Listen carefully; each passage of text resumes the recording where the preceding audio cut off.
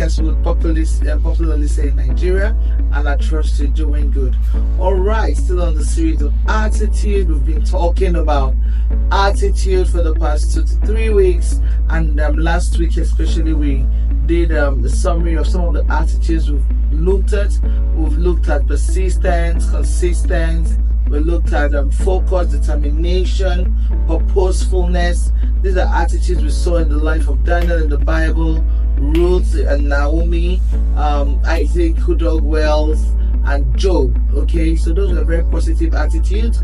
And we looked at one negative attitude last week, which was low self-esteem. When the people of Israel were ready to go to the promised land, and Moses asked the 12 spies to go out there and have a peep, have an idea of what Canaan looked like.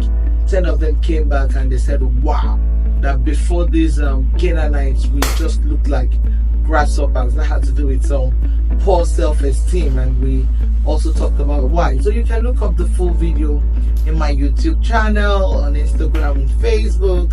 You get more details. But today, very interestingly, we want to just look at a few more, about 6 loaded attitudes. So I want to talk about, the sick guy who was by the pool of Bethesda, who we said, according to the Bible story, was there for 38 years. And we said he was definitely hopeful, he was purposeful, and those were the reasons why he could stay that long. But then on the second thoughts, it hit me. What about his caregivers? What attitude could they have exuded in all of those 38 years? That sounds like patience, that sounds like love, that sounds like empathy, sympathy, compassion.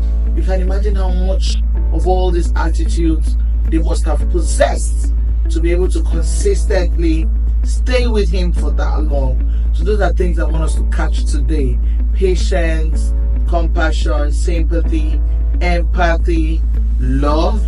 And then looking at the life of Jesus and his disciples when he was trying to recruit his team.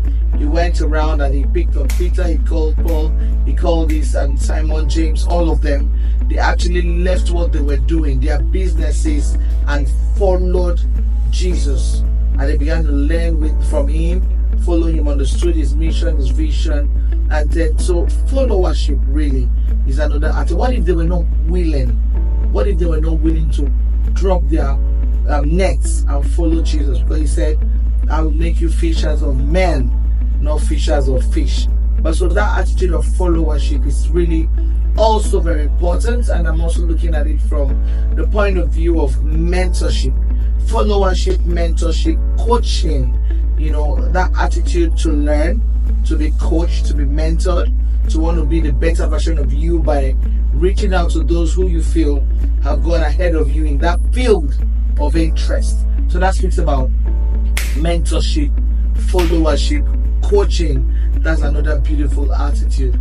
And I've already mentioned compassion. When Jesus began to heal people, it was out of sympathy, out of compassion he had for the people.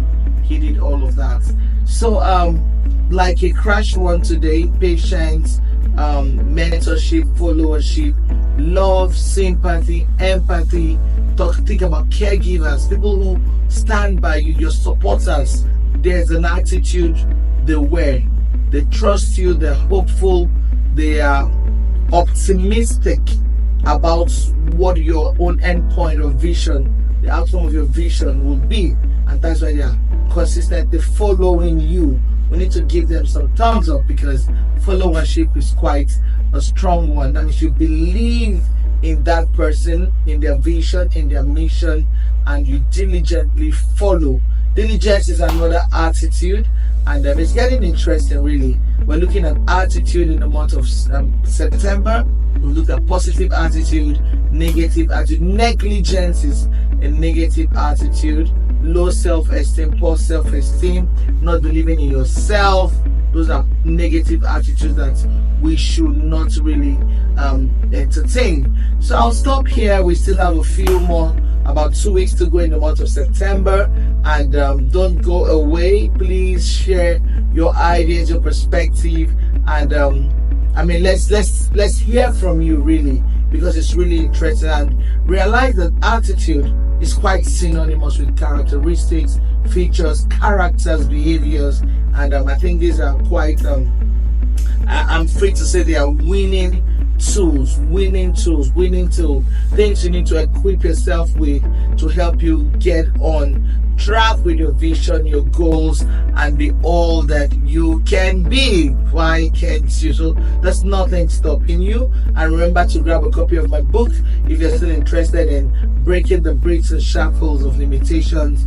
Why can't I? Why can't you? That's the title of my book. So in that book, I talked about focus, determination, networking, determination. So it's actually a compilation of a couple of attitudes, the right attitude that will help us actually be victorious, conquer our grounds, and be better versions of us. So don't go away, catch you next week, and please feel free to look up my YouTube channel. Lots of topics we've discussed. It's about dissecting life's principles, concepts, ideologies, and much more. I love you. I remain Tracy Dapper, your host.